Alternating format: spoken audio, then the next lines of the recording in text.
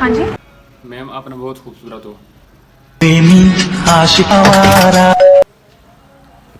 Ma'am आप ना बहुत खूबसूरत हो। इस सज्जन को क्या तकलीफ है भाई? पागल मजनू दीवाना। मैम आप ना बहुत खूबसूरत हो।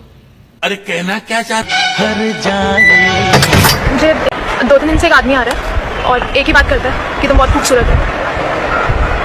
अच्छा मैं कल घर पर हूँ, कल ये हम इसे देखते हैं। अभी मजा आएगा ना भिड़ो।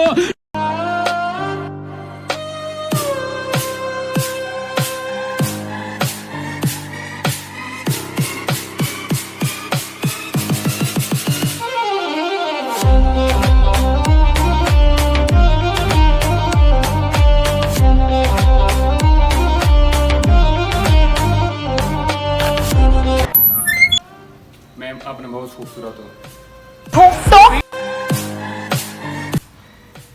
तो आप ये बात कृपा करके अपने पति को समझाएं, मेरी बीवी का पीछा करना छोड़ दें।